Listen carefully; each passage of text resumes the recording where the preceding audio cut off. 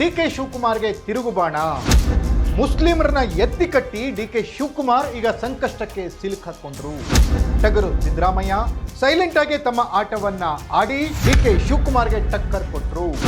DK Shivakumar ಅವರಿರೋ step ನಿಂದ ಹಿಂದಕ್ಕೆ ಕಾಲಿಡ್ತಾ ಇದ್ದಾರೆ. ಅವಮಾನ ಅಲ್ವಾ ಡಿಕೆ ಶಿವಕುಮಾರ್ಗೆ, ಅವಮಾನ ಅಲ್ವಾ ಡಿಕೆ ಶಿವಕುಮಾರ್ಗೆ, ಅವಮಾನ ಅಲ್ವಾ ಡಿಕೆ ಶಿವಕುಮಾರ್ಗೆ.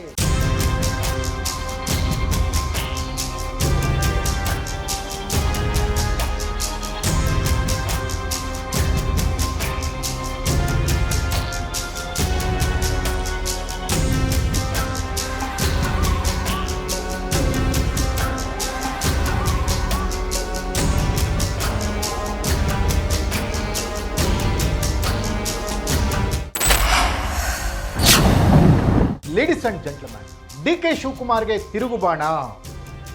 ಮುಸ್ಲಿಮರನ್ನ ಎತ್ತಿ ಕಟ್ಟಿ ಡಿಕೆ ಶಿವಕುಮಾರ್ ಈಗ ಸಂಕಷ್ಟಕ್ಕೆ ಸಿಲುಕಾಕೊಂಡ್ರು. ಟಗರು ಸಿದ್ದರಾಮಯ್ಯ ಸೈಲೆಂಟ್ ಆಗಿ ತಮ್ಮ ಆಟವನ್ನ ಆಡಿ ಮುಸ್ಲಿಮರನ್ನ ಯಾವ ರೀತಿ ಬಳಸ್ಕೊಳ್ಬೇಕೋ ಹಾಗೆ ಬಳಸ್ಕೊಂಡು ಡಿಕೆ ಶಿವಕುಮಾರ್ಗೆ ಟಕ್ಕರ್ ಕೊಟ್ರು. ಫೈನಲಿ ಡಿಕೆ ಶಿವಕುಮಾರ್ ಅವರಿರೋ ಸ್ಟೆಪ್ನಿಂದ ಹಿಂದಕ್ಕೆ ಕಾಲಿಡ್ತಾ ಇದ್ದಾರೆ. ಇದು ಅವಮಾನ ಅಲ್ವಾ ಡಿಕೆ ಶಿವಕುಮಾರ್ಗೆ, ಅಥವಾ ಡಿಕೆ ಶಿವಕುಮಾರ್ ಒಂದು ಸ್ಟ್ಯಾಂಡ್ಗೆ ಹಿನ್ನಡೆ ಅಲ್ವಾ?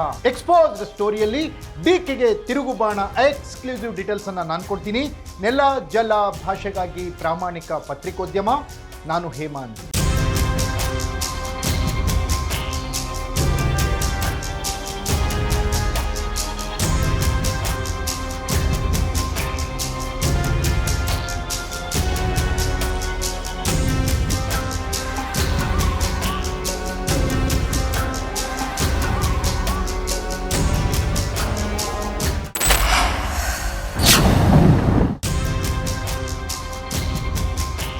ಎಸ್ ವೀಕ್ಷಕರೇ, ನಾಯಕತ್ವದ ಮೇಲಾಟಕ್ಕಾಗಿ, ನಾಯಕತ್ವದ ಹಪಾಹಪಿತನಕ್ಕಾಗಿ ನಡೀತಾ ಇರುವಂತಹ ಹೋರಾಟ ಕರ್ನಾಟಕದಲ್ಲಿ ಸಿದ್ದರಾಮಯ್ಯ ಮತ್ತು ಡಿಕೆ ಶಿವಕುಮಾರ್ ವರ್ಸಸ್ ಯಾವ ರೀತಿ ಹೋರಾಟ ನಡೀತಾ ಇದೆಯಲ್ಲ, ಈ ಹೋರಾಟ ದಿನದಿಂದ ದಿನಕ್ಕೆ ಟರ್ನ್ ಅನ್ನ ತೆಗೆದುಕೊಳ್ತಾ ಇದೆ.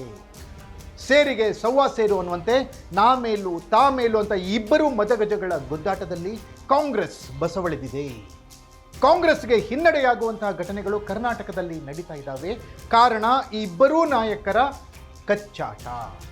ಮುಖ್ಯಮಂತ್ರಿಯಾಗಲೇಬೇಕು ಅಂತ ಹಠ ತೊಟ್ಟಿರುವ ಡಿಕೆ ಶಿವಕುಮಾರ್ ಒಂದು ಕಡೆ, ಯಾವುದೇ ಕಾರಣಕ್ಕೂ ಮುಖ್ಯಮಂತ್ರಿ ಪಟ್ಟವನ್ನು ಬಿಟ್ಟು ಕೊಡಲೇಬಾರದು ಅಂತ ಹಠ ತೊಟ್ಟಿರುವ ಸಿದ್ದರಾಮಯ್ಯ ಮತ್ತೊಂದು ಕಡೆ. ಒಬ್ಬರು ಸಂಘಟನಾ ಚತುರ ಡಿಕೆ ಶಿವಕುಮಾರ್, ಮತ್ತೊಬ್ಬರು ಧೀಮಂತ ನಾಯಕ ಸಿದ್ದರಾಮಯ್ಯ. ಒಬ್ಬರು ಹೈಕಮಾಂಡ್ನ ನೀಲಿ ಕಣ್ಣಿನ ಹುಡುಗ ಶಿವಕುಮಾರ್, ಮತ್ತೊಬ್ಬರು ಮತದಾರರ ಪ್ರೀತಿಯನ್ನ ಗಳಿಸಿರುವಂತಹ ಅಹಿಂದ ವರ್ಗಗಳ ನೇತಾರ ಸಿದ್ದರಾಮಯ್ಯ. ಇವರಿಬ್ಬರ ನಡುವಿನ ಈ ಗುದ್ದಾಟ ಹೈಕಮಾಂಡ್ಗೆ ಪೀಕಲಾಟ ಅನ್ನೋ ಥರ ಆಗಿದೆ. ಆದರೆ ಡಿಕೆ ಶಿವಕುಮಾರ್ಗೆ ತಿರುಗುಬಾಣ ಆಗಿರುವಂತಹ ಘಟನೆಯೊಂದು ನಡೆದಿದೆ. ಸಿದ್ದರಾಮಯ್ಯನವರು ಸೈಲೆಂಟ್ ಆಗಿ ಡಿಕೆ ಶಿವಕುಮಾರ್ಗೆ ಕೊಟ್ಟಿರುವ ಕೌಂಟರ್ಗೆ ಡಿಕೆ ಶಿವಕುಮಾರ್ ಪತ್ರಗುಟ್ಕೊಂಡು ಹೋಗಿದ್ದಾರೆ.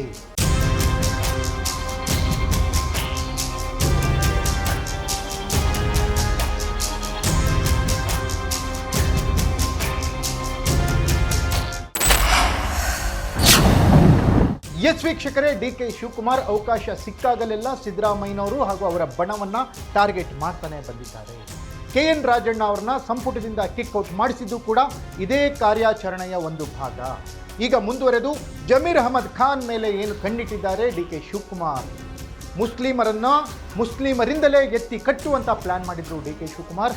ಹಾಗಾಗಿಯೇ ಡಿಕೆ ಶಿವಕುಮಾರ್ ಬಣದ ಸಲೀಂ ಅಹಮದ್, ರಿಜ್ವಾನ್ ಅರ್ಷದ್, ತನ್ವೀರ್ ಸೇಠ್ ಮುಸ್ಲಿಂ ಈ ಚುನಾವಣೆಯಲ್ಲಿ, ದಾವಣಗೆರೆ ಮತ್ತು ಬಾಗಲಕೋಟೆ ಚುನಾವಣೆಯಲ್ಲಿ ಯಾವ ರೀತಿಯ ಕೆಲಸವನ್ನು ಮಾಡಿದ್ದಾರೆ, ಮುಸ್ಲಿಂ ನಾಯಕರು ಯಾವ ರೀತಿ ವೈಫಲ್ಯರಾಗಿದ್ದಾರೆ, ವೈಫಲ್ಯ ಆಗಿರೋ ಮುಸ್ಲಿಂ ನಾಯಕರು ಯಾರ ಬಣಕ್ಕೆ ಸೇರಿದವರಾಗಿದ್ದಾರೆ, ಇದರ ಹಿನ್ನೆಲೆ ಏನು ಅನ್ನೋದನ್ನು ಸೂಚ್ಯವಾಗಿ ಹೈಕಮಾಂಡ್ಗೆ ವರದಿಯನ್ನು ಕೊಟ್ಟಿದ್ರು.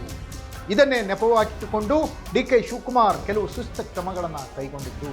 ಆಫ್ಕೋರ್ಸ್ ಕೆಪಿಸಿಸಿ ಅಧ್ಯಕ್ಷರು ಇವರೇ, ಪಕ್ಷದ ಅಧ್ಯಕ್ಷರು ಡಿಕೆ ಶಿವಕುಮಾರ್, ಪಕ್ಷಕ್ಕೆ ಸುಪ್ರೀಂ ಯಾರಪ್ಪ ಅಂದರೆ ಡಿಕೆ ಶಿವಕುಮಾರ್, ಆದರೆ ಸರ್ಕಾರಕ್ಕೆ ಸುಪ್ರೀಂ ಯಾರು? ಸಿದ್ದರಾಮಯ್ಯ. ಈಗ ಸಿದ್ದರಾಮಯ್ಯನವ್ರನ್ನ ಟಾರ್ಗೆಟ್ ಮಾಡಲಿಕ್ಕೆ ಹೋಗಿ ಜಮೀರ್ ಅಹಮದ್ ಖಾನ್ ಅವರ ಹೆಗಲ ಮೇಲೆ ಬಂದೂಕಿಟ್ಟು ಗುರಿ ಹೊಡೆದಿದ್ರು ಡಿಕೆ ಶಿವಕುಮಾರ್. ಆದರೆ ತಂತ್ರ ಎಲ್ಲ ಉಲ್ಟಾಗಿದೆ. ಡಿಕೆ ಶಿವಕುಮಾರ್ ಅವರು ಬಿಟ್ಟಿರೋ ಬಾಣ ಅವರಿಗೆ ತಿರುಗು ಬಾಣ ಅಂತ ವಾಪಸ್ ಶಿವಕುಮಾರ್ಗೆ ಬರ್ತಾ ಇದೆ.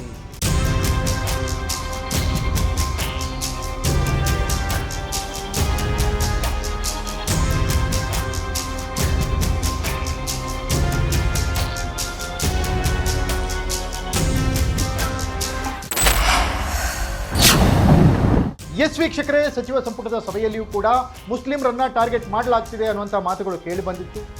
ಅದಾದಮೇಲೆ ಸಚಿವ ಸತೀಶ್ ಜಾರಕಿಹೊಳಿ ಡಿ.ಕೆ. ಶಿವಕುಮಾರ್ ನಿವಾಸಕ್ಕೆ ತೆರಳಿ 2 ಬಾರಿ ಚರ್ಚೆ ನಡೆಸಿದರು. ಅಲ್ಪಸಂಖ್ಯಾತ ನಾಯಕರ ಮೇಲೆ ಮಾಡಿರುವಂಥ ಶಿಸ್ತು ಕ್ರಮವನ್ನು ವಾಪಸ್ ತೆಗೆದುಕೊಳ್ಳಲಿಕ್ಕೆ ಮನವಿ ಮಾಡಿದರು.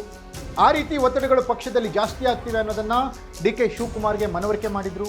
ಸಿದ್ದರಾಮಯ್ಯನವರು ಕೂಡ ಸೂಚ್ಯವಾಗಿ ಈ ರೀತಿಯ ಕೆಲಸಗಳು, ಈ ರೀತಿಯ ಕಾರ್ಯಗಳು ಮುಂದೆ ಪಕ್ಷಕ್ಕೆ ಹಿನ್ನಡೆಯಾಗುತ್ತೆ ಅನ್ನೋದನ್ನು ಹೇಳಿದ್ದಾರೆ. ಅದೇ ರೀತಿ ಕಾಂಗ್ರೆಸ್ನ ಇತರೆ ನಾಯಕರು ಬಿ.ಕೆ. ಹರಿಪ್ರಸಾದ್ ಕೂಡ ಸುರ್ಜೇವಾಲಾ ಅವರ ಜೊತೆಗೆ ಮಾತನಾಡಿ ಇದರಿಂದ ಪಕ್ಷಕ್ಕೆ ಎಷ್ಟು ಡ್ಯಾಮೇಜ್ ಆಗುತ್ತೆ ಅನ್ನೋದನ್ನು ಕನ್ವಿನ್ಸ್ ಮಾಡಿದ್ದಾರೆ. ಇದೆಲ್ಲದರ ಪರಿಣಾಮ ಮುಸ್ಲಿಂ ನಾಯಕರ ಮೇಲೆ ಡಿ.ಕೆ. ಶಿವಕುಮಾರ್ ಏನು ತೆಗೆದುಕೊಂಡಿದ್ರು ಕ್ರಮಗಳು, ಆ ಕ್ರಮಗಳನ್ನು ವಾಪಸ್ ಪಡೀಲಿಕ್ಕೆ ಹೈಕಮಾಂಡ್ ಸೂಚನೆ ನೀಡಿದೆ ಡಿ.ಕೆ. ಶಿವಕುಮಾರ್ಗೆ ಅನ್ನುವಂಥ ಸ್ಪಷ್ಟವಾದ ಮಾಹಿತಿಗಳು ಲಭ್ಯವಾಗ್ತಾ ಇದ್ದಾವೆ. ಹೀಗೇನಾದರೂ ಆದರೆ ಡಿ.ಕೆ. ಶಿವಕುಮಾರ್ ಮುಸ್ಲಿಮರನ್ನು ಯಾವ ರೀತಿ ಎತ್ತಿ ಕಟ್ಟಲಿಕ್ಕೆ ಪ್ಲ್ಯಾನ್ ಮಾಡಿದ್ರು, ಮುಸ್ಲಿಂ ನಾಯಕರಿಂದಲೇ ಸಿದ್ದರಾಮಯ್ಯ ವಿರುದ್ಧ ಏನು ತಂತ್ರಗಳನ್ನು ರೂಪಿಸಿದ್ರು, ಏನು ಬಾಣಗಳನ್ನು ಬಿಟ್ಟಿದ್ರು, ಅವೆಲ್ಲವೂ ಡಿ.ಕೆ. ಶಿವಕುಮಾರ್ಗೆ ತಿರುಗು ಬಾಣವಾಗಿ ಬಂದು ಚುಚ್ತಾ ಇದ್ದಾವೆ ಅಂತಲೇ ವಿಶ್ಲೇಷಣೆ ಮಾಡಲಾಗ್ತಿದೆ. ಹಾಗಾದರೆ ಕರ್ನಾಟಕದಲ್ಲಿ ನಡೀತಾ ಇರುವಂಥ ಈ ರಾಜಕೀಯ ಬೆಳವಣಿಗೆಗಳು ಯಾವ ರೀತಿಯ ಟರ್ನ್ ತೆಗೆದುಕೊಳ್ಳುತ್ತೆ ಕಾದು ನೋಡಬೇಕಿದೆ. ಇದಾಗಿತ್ತು ಎಕ್ಸ್ಪೋಸ್ಡ್ ಸ್ಟೋರಿ. ನೆಲ ಜಲ ಭಾಷೆಗಾಗಿ ನೋಡ್ತಾ ಇರಿ ಫೋಕಸ್ ಟಿವಿ.